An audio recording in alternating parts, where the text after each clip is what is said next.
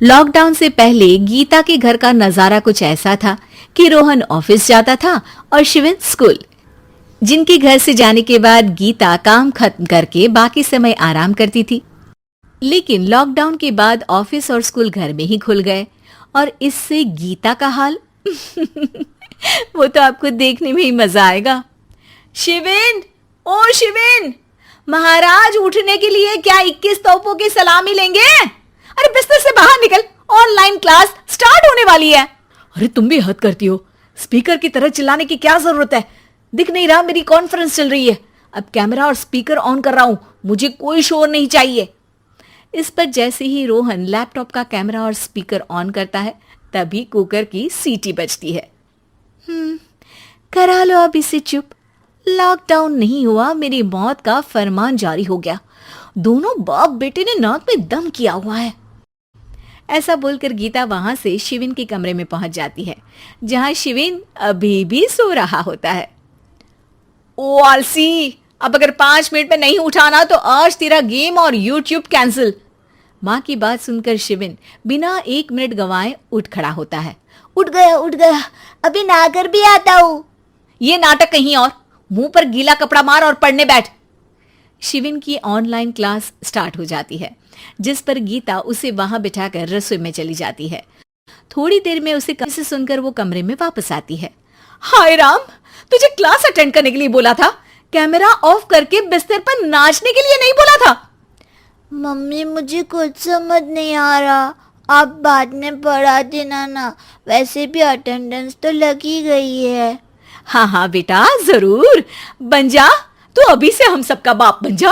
अरे नहीं मतलब कहां से लाते हो इतना दिमाग, और पढ़ाई करते हुए ये चला कहां जाता है? नाइस क्वेश्चन, दिमाग से पूछकर बता दूंगा। शिविन की बातों से परेशान होकर गीता उसे मारने के लिए जैसे ही आगे बढ़ती है तभी वो कमरे से बाहर भाग जाता है।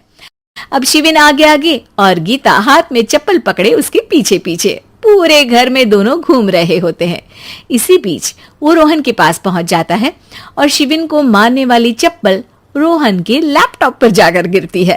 ओए माँ! मम्मी, अब पापा को चप्पल मार रही हो?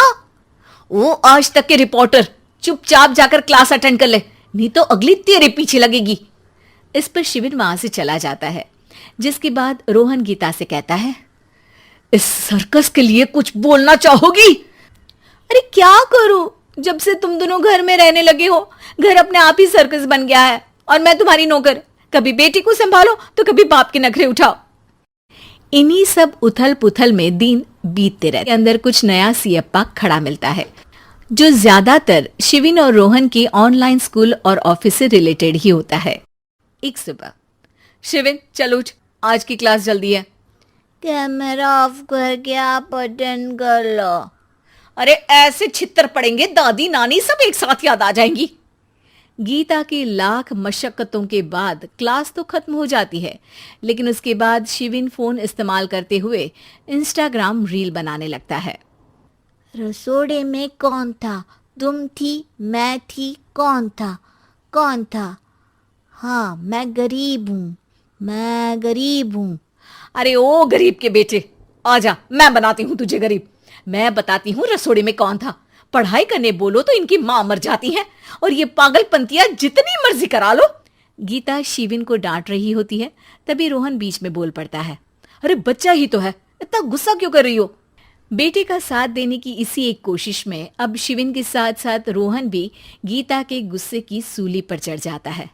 अगर बेटे पर इतना ही प्यार आ रहा है तो इसे क्लास अटेंड क्यों नहीं कराते, इसका होमवर्क क्यों नहीं कराते?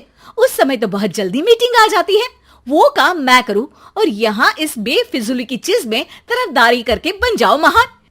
हे भगवान, कोई तो इनके ऑफिस और स्कूल खुलवाओ, मैं इन्हें और घर में नहीं सह सकती। अरे कुछ और मांग लेती, क्योंकि तुम्हारी ये विश इस साल तो पूरी होने से रही, कोरोना ने जिंदगी ही बर्बाद कर दी। खाए कोई पचाए कोई, कल मुझे चुन चुन कर सबको मेरी बद्दुआ लगेगी। उन्होंने दुनिया का और इन बाप बेटे दोनों ने मेरा जीना मुश्किल कर दिया। गीता वहां से चली जाती है, जिसके बाद रोहन शिविन से कहता है, अरे तुम्हारी मम्मी इतनी भड़की हुई क्यों है? आपकी वजह से पूरा समय घर में रहते हो और उस पर कोई काम कराने की जगह बस ऑर्डर देते रहते हो। अच्छा बेटे, सारा इल्जाम मुझ पर, पूरा दिन तो वो तुम पर ही चिल्लाती है।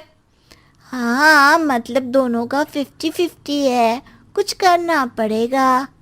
वो कहते ना, make the best out of worst. I have an idea. वैसे तुम्हारी माँ सही कहती है, बहुत जुबान चलाने लगे हो, कम बोला करो। अगली सुबह रोहन और शिविन अपनी गलती को सुधारने के लिए गीता के उठने से पहले घर का आधा काम खत्म कर देते हैं, जिसे देखकर गीता खुश हो जाती है और फिर बाकी बचा काम वो तीनों मिलकर पूरा कर लेते हैं। जिसके बाद अब वो सब मिल बांट कर हर काम में एक दूसरे की मदद करते हुए लॉकडाउन का मजा लेने लगते हैं।